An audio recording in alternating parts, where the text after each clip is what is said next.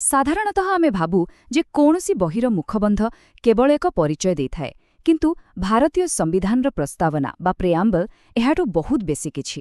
କୁହାଯାଏ ଏହା ହେଉଛି ଆମ ପୂରା ସମ୍ବିଧାନର ଆତ୍ମା।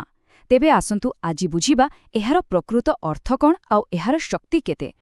ଆଉ ଜାଣନ୍ତି, ବଡ଼ ବଡ଼ ଆଇନ ବିଶେଷଜ୍ଞମାନେ ଏହାକୁ କେତେ ସୁନ୍ଦର ନାଁ ଦେଇଛନ୍ତି। ଯେମିତି ଠାକୁରଦାସ ଭାର୍ଗବ କହିଥିଲେ, ଏହା ହେଉଛି ସମ୍ବିଧାନର ଆତ୍ମା।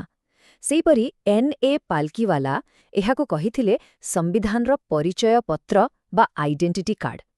ଭାବିଲେ ତ, ଏଗୁଡ଼ାକୁ କ'ଣ ଖାଲି ସୁନ୍ଦର ଶବ୍ଦ? ନା, ଏହା ଆମ ଦେଶର ମୂଳଦୁଆ କ'ଣ ତାହା ଦେଖାଇଥାଏ। ହେଲେ ଏଠି ଗୋଟେ ବହୁତ ବଡ଼ ପ୍ରଶ୍ନ ଉଠୁଛେ। ଏହି ଯୋଉ ଆତ୍ମା କଥା ଆମେ କହୁଛେ, ଏହାର କିଛି ପ୍ରକୃତ ଆଇନଗତ ଶକ୍ତି ଅଛି କି? ନା ଏହା ଖାଲି କବିତା ଭଳି ଶୁଣିବାକୁ ଭଲ? ଆଉ ଏହି ଗୋଟିଏ ପ୍ରଶ୍ନକୁ ନେଇ ଭାରତୀୟ ନ୍ୟାୟପାଳିକାରେ ଏକ ବହୁତ ବଡ଼ ଲଢ଼େଇ ହୋଇଥିଲା। ତେବେ ପ୍ରସ୍ତାବନାକୁ ଠିକ୍ ଭାବେ ବୁଝିବାକୁ ହେଲେ ଆମକୁ ଏହାର ତିନୋଟି ମୁଖ୍ୟ ଜିନିଷ ଦେଖିବାକୁ ପଡ଼ିବ। ପ୍ରଥମତଃ, ଏହାକୁ ଶକ୍ତି କିଏ ଦେଲା? ଦ୍ୱିତୀୟରେ, ଏହା ଆମ ଦେଶକୁ କିପରି ବର୍ଣ୍ଣନା କରୁଛି? ଆଉ ତୃତୀୟରେ, ଏହାର ଲକ୍ଷ୍ୟ କ'ଣ? ଏଇ ତିନୋଟି ଜିନିଷ ମିଶି ହିଁ ଆମ ଦେଶ ପାଇଁ ଗୋଟେ ବ୍ଲୁପ୍ରିଣ୍ଟ ବା ନକ୍ସା ତିଆରି କରନ୍ତି। ଆଉ ଦେଖନ୍ତୁ, ଏହାର ଆରମ୍ଭ ହିଁ କେତେ ଶକ୍ତିଶାଳୀ। ଆମେ ଭାରତର ଜନସାଧାରଣ, ଏ କେଇଟା ପଦରେ ସବୁ କିଛି କୁହାଯାଇଛି। ଏହାର ଅର୍ଥ ହେଲା, ଆମ ସମ୍ବିଧାନର ପ୍ରକୃତ ମାଲିକ ହେଉଛନ୍ତି ଭାରତର ଲୋକମାନେ, କୌଣସି ରାଜା, ମହାରାଜା ବା ବ୍ରିଟିଶ ସରକାର ନୁହେଁ। ସବୁ ଶକ୍ତିର ଉତ୍ସ ହେଉଛନ୍ତି ଆମେ ନିଜେ। ଏହାକୁ ହିଁ କୁହନ୍ତି ପପୁଲାର ସଭରେନିଟି। ଆଚ୍ଛା, ଏହାପରେ ପ୍ରସ୍ତାବନା ଆମ ଦେଶର 5ଟି ମୁଖ୍ୟ ପରିଚୟ ଦେଉଛି। ଚାଲନ୍ତୁ ଗୋଟିଏ ଗୋଟି କରି ଦେଖିବା। ପ୍ରଥମେ ଆସୁଛି ସାର୍ବଭୌମ ବା ସଭରେନ୍। ଏହାର ସିଧାସଳଖ ଅର୍ଥ ହେଲା, ଭାରତ ନିଜ ମାମଲାରେ ନିଜେ ମାଲିକ। ଦେଶ ଭିତରେ କ'ଣ ହେବ କିମ୍ବା ବାହାର ଦେଶ ସହ କି ସମ୍ପର୍କ ରହିବ, ସେ ନିଷ୍ପତ୍ତି ଆମେ ନିଜେ ନେବୁ। ଦ୍ୱିତୀୟ ଶବ୍ଦ ହେଲା ସମାଜବାଦୀ ବା ସୋସିଆଲିଷ୍ଟ। ହଁ, ଏହାକୁ 1976 ମସିହାରେ 42nd ସଂଶୋଧନରେ ଯୋଡ଼ାଯାଇଥିଲା। କିନ୍ତୁ ଏଠାରେ ଗୋଟେ କଥା ମନେ ରଖିବା ଦରକାର, ଆମର ସମାଜବାଦ ହେଉଛି ଗଣତାନ୍ତ୍ରିକ। ଏହାର ଲକ୍ଷ୍ୟ ହେଲା ସମାଜରେ ଧନୀ ଗରିବର ପାର୍ଥକ୍ୟକୁ କମ୍ କରିବା, କିନ୍ତୁ ଗୋଟେ ମିକ୍ସଡ ଇକୋନୋମି ମାଧ୍ୟମରେ, ଯେଉଁଠି ସରକାରୀ ଏବଂ ବେସରକାରୀ ଉଭୟଙ୍କର ଭୂମିକା ରହିବ। ତାପରେ ଆସୁଛି ତୃତୀୟ ଏବଂ ବହୁତ ଗୁରୁତ୍ୱପୂର୍ଣ୍ଣ ଶବ୍ଦ ଧର୍ମନିରପେକ୍ଷ ବା ସେକ୍ୟୁଲାର। ଏହାକୁ ବି 42ତମ ସଂଶୋଧନରେ ଯୋଡ଼ାଯାଇଥିଲା। ଆମ ଦେଶର ଧର୍ମନିରପେକ୍ଷତାର ଅର୍ଥ ହେଉଛି ସରକାରର ନିଜର କୌଣସି ଧର୍ମ ନାହିଁ। କିନ୍ତୁ ଏହାର ମାନେ ନୁହେଁ ଯେ ସରକାର ଧର୍ମରୁ ଦୂରେଇ ରହିବେ, ବରଂ ଏଠାରେ ସବୁ ଧର୍ମକୁ ସମାନ ସମ୍ମାନ ଦିଆଯିବ, ଯାହାକୁ ଆମେ କହୁ ସର୍ବଧର୍ମ ସମଭାବ। ଚତୁର୍ଥ ଶବ୍ଦ ହେଲା ଗଣତାନ୍ତ୍ରିକ ବା ଡେମୋକ୍ରେଟିକ୍। ଏହାର ଅର୍ଥ ତ ସରଳ, ଆମ ଦେଶରେ ଶାସକ ଲୋକଙ୍କ ଦ୍ୱାରା ହିଁ ବଛାଯିବେ, ଆଉ ସେମାନେ ଲୋକଙ୍କ ପାଖରେ ହିଁ ଉତ୍ତରଦାୟୀ ରହିବେ। ଏହା ହିଁ ତ ପ୍ରକୃତ ଲୋକଙ୍କର ଶାସନ। ଆଉ ଶେଷରେ ପଞ୍ଚମ ଶବ୍ଦଟି ହେଲା ଗଣରାଜ୍ୟ ବା ରିପବ୍ଲିକ। ଏହାର ଅର୍ଥ ହେଲା, ଆମ ଦେଶର ସର୍ବୋଚ୍ଚ ପଦରେ ଥିବା ବ୍ୟକ୍ତି ଅର୍ଥାତ୍ ରାଷ୍ଟ୍ରପତି, ସେ ମଧ୍ୟ ନିର୍ବାଚିତ ହୋଇ ଆସିବେ। ସେ କୌଣସି ରାଜା କି ରାଣୀଙ୍କ ପରି ବଂଶାନୁକ୍ରମିକ ଭାବେ ଆସିବେ ନାହିଁ। ତେବେ ଦେଶର ପରିଚୟ ପରେ ପ୍ରସ୍ତାବନା ନିଜ ନାଗରିକମାନଙ୍କୁ 4ଟି ବଡ଼ ପ୍ରତିଶ୍ରୁତି ଦେଉଛି। ସେଗୁଡ଼ିକ ହେଲା ନ୍ୟାୟ, ସ୍ୱାଧୀନତା, ସମାନତା ଆଉ ଭ୍ରାତୃତ୍ୱ।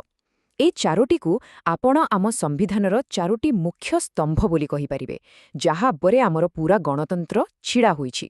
ଶୁଣିବାକୁ ତ ଏସବୁ ବହୁତ ଭଲ ଲାଗୁଛି, କିନ୍ତୁ ସେହି ମୂଳ ପ୍ରଶ୍ନଟି ପୁଣି ଫେରିଆସିଲା। ପ୍ରଶ୍ନଟି ଥିଲା ସରଳ କିନ୍ତୁ ବହୁତ ଗମ୍ଭୀର। କ'ଣ ପ୍ରସ୍ତାବନା ପ୍ରକୃତିରେ ସମ୍ବିଧାନର ଏକ ଅଂଶ, ଆଉ ଏହାର କିଛି ଆଇନଗତ ମୂଲ୍ୟ ଅଛି କି? ଏହି ଗୋଟିଏ ପ୍ରଶ୍ନ ସୁପ୍ରିମକୋର୍ଟରେ ଏକ ବଡ଼ ଝଡ଼ ସୃଷ୍ଟି କରିଥିଲା। କଥାଟା ଆରମ୍ଭ ହେଲା 1960 ମସିହାରେ ବେରୁବାରୀ ୟୁନିୟନ ମାମଲାରୁ। ସେତେବେଳେ ସୁପ୍ରିମକୋର୍ଟ ଏକ ଚାଞ୍ଚଲ୍ୟକର ରାୟ ଦେଲେ। କୋର୍ଟ କହିଲେ, ହଁ, ପ୍ରସ୍ତାବନା ଗୁରୁତ୍ୱପୂର୍ଣ୍ଣ, ଏହା ସମ୍ବିଧାନ ନିର୍ମାତାଙ୍କ ମନକୁ ବୁଝିବା ପାଇଁ ଏକ ଚାବିକାଠି ଭଳି, କିନ୍ତୁ ଏହା ସମ୍ବିଧାନର ଅଂଶ ନୁହେଁ। ବସ୍ ଏହି ଗୋଟିଏ ରାୟ ପ୍ରସ୍ତାବନାକୁ ଏକ ପ୍ରକାର ଶକ୍ତିହୀନ କରିଦେଲା। ହେଲେ କାହାଣୀ ଏଠି ସରିନଥିଲା। ଏହା ଥିଲା କେବଳ ଏକ ବିରାମ, କାରଣ ଏହାର ଠିକ୍ 13 ବର୍ଷ ପରେ ଆସିଲା ଭାରତୀୟ ଆଇନ ଇତିହାସର ସବୁଠାରୁ ବଡ଼ ଏବଂ ଗୁରୁତ୍ୱପୂର୍ଣ୍ଣ ମାମଲା, ଗୋଟେ ଏମିତି ମାମଲା ଯାହା ସବୁକିଛି ବଦଳେଇ ଦେଲା। 1973 ମସିହା ଐତିହାସିକ କେଶବାନନ୍ଦ ଭାରତୀ ମାମଲା।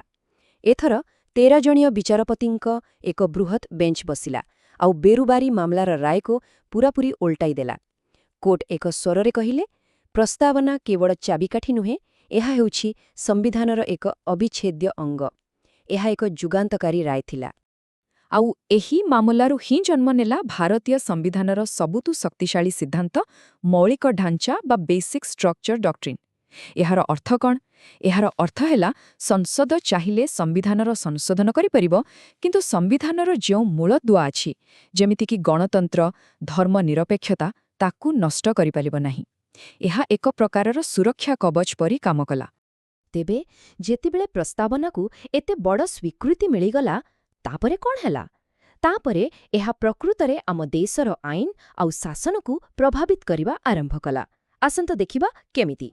କେଶବାନନ୍ଦ ଭାରତୀ ମାମଲାର କିଛି ବର୍ଷ ପରେ 1976ରେ ପ୍ରସ୍ତାବନାକୁ ଇତିହାସରେ ଥରେ ମାତ୍ର ସଂଶୋଧନ କରାଗଲା। ଏହା ଥିଲା 42ତମ ସଂଶୋଧନ। ଏଥିରେ 3ଟି ନୂଆ ଶବ୍ଦ ଯୋଡ଼ାଗଲା, ଯାହା ଆମେ ଆଗରୁ ଆଲୋଚନା କରିଛେ: ସମାଜବାଦୀ, ଧର୍ମନିରପେକ୍ଷ, ଆଉ ଗୋଟେ ନୂଆ ଶବ୍ଦ ଅଖଣ୍ଡତା ବା ଇଣ୍ଟେଗ୍ରିଟି। ଏହାଦ୍ୱାରା ଆମ ରାଷ୍ଟ୍ରର ଚରିତ୍ର ଆହୁରି ସ୍ପଷ୍ଟ ହୋଇଗଲା। ଏହା ପରଠାରୁ ତ ପ୍ରସ୍ତାବନା ନ୍ୟାୟପାଳିକା ପାଇଁ ଏକ ମାର୍ଗଦର୍ଶକ ପାଲଟିଗଲା। ଅନେକ ବଡ଼ ବଡ଼ ମାମଲାରେ ଏହାର ଆଦର୍ଶକୁ ବ୍ୟବହାର କରାଗଲା।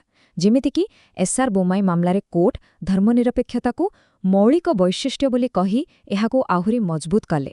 ସେହିପରି ମିନର୍ଭା ମିଲ୍ସ ମାମଲାରେ କୋର୍ଟ ସ୍ପଷ୍ଟ କରିଦେଲେ ଯେ ସଂସଦର କ୍ଷମତା ଅସୀମ ନୁହେଁ ଏବଂ ଏହାକୁ ପ୍ରସ୍ତାବନାର ଆଦର୍ଶ ଭିତରେ ହିଁ କାମ କରିବାକୁ ପଡ଼ିବ।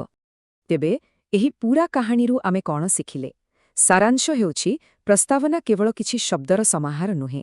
ଏହା ଏକ ଯାତ୍ରା, କେମିତି ଗୋଟେ ମୁଖବନ୍ଧ ଆମ ସମ୍ବିଧାନର ଧ୍ରୁବତାରା ବା ନର୍ଥ ଷ୍ଟାର ପାଲଟିଗଲା, ତାର କାହାଣୀ। ଯଦି ଆମେ ଏହାର ଯାତ୍ରାକୁ ଦେଖିବା, ତେବେ ଏହା ବେଶ୍ ନାଟକୀୟ। 1960ରେ ଏହାକୁ ସମ୍ବିଧାନର ବାହାରେ ରଖାଯାଇଥିଲା। 1973ରେ ଏହାକୁ ଭିତରକୁ ଅଣାଗଲା। 1976ରେ ଏହାକୁ ଆହୁରି ମଜବୁତ କରାଗଲା। ଆଉ ତାପରେଠାରୁ ଅନେକ ମାମଲାରେ, ଯେମିତିକି LIC ଅଫ୍ ଇଣ୍ଡିଆ କେସ୍ରେ ମଧ୍ୟ ଏହାକୁ ବାରମ୍ବାର ସମ୍ବିଧାନର ଏକ ଅବିଚ୍ଛେଦ୍ୟ ଅଙ୍ଗ ଭାବରେ ସ୍ୱୀକାର କରାଯାଇଛି। ଏବେ ଆସୁଛି ସବୁଠୁ ଗୁରୁତ୍ୱପୂର୍ଣ୍ଣ କଥା। ଏତେ ସବୁ ସତ୍ତ୍ୱେ ପ୍ରସ୍ତାବନା ହେଉଛି ନନ୍ ଜଷ୍ଟିସିଏବଲ୍। ଏହାର ଅର୍ଥ କ'ଣ? ଅର୍ଥ ହେଲା, କେହି କେବଳ ପ୍ରସ୍ତାବନାକୁ ଦେଖାଇ କୋର୍ଟକୁ ଯାଇ କହିପାରିବେ ନାହିଁ ଯେ ମୋର ଏହି ଅଧିକାର ଉଲ୍ଲଂଘନ ହୋଇଛି। କିନ୍ତୁ ଯେତେବେଳେ ସମ୍ବିଧାନର କୌଣସି ଆଇନକୁ ନେଇ ଦ୍ୱନ୍ଦ୍ୱ ସୃଷ୍ଟି ହୁଏ, ସେତେବେଳେ ବିଚାରପତିମାନେ ଏହି ପ୍ରସ୍ତାବନାର ଆଲୋକରେ ହିଁ ତାର ପ୍ରକୃତ ଅର୍ଥ ଖୋଜନ୍ତି। ଏହା ହେଉଛି ଅଲ୍ଟିମେଟ୍ ଗାଇଡ୍। ତେବେ ଶେଷରେ ଗୋଟିଏ ପ୍ରଶ୍ନ ସହିତ ଆମେ ଆଲୋଚନାକୁ ସାରିବା। ପ୍ରସ୍ତାବନାଟା ଆମକୁ ରାସ୍ତା ଦେଖାଇବା ପାଇଁ ଏକ ଧ୍ରୁବ ତାରା ପରି ଅଛି, କିନ୍ତୁ ପ୍ରଶ୍ନ ହେଉଛି, ଆଜିର ସମୟରେ ଏକ ରାଷ୍ଟ୍ର ହିସାବରେ ଆମେ କ'ଣ ସତରେ ସେହି ଧ୍ରୁବତାରାର ଆଲୋକକୁ ଅନୁସରଣ କରୁଛେ? ଏହାର ଉତ୍ତର ଆମ ସମସ୍ତଙ୍କୁ ଖୋଜିବାକୁ ପଡ଼ିବ।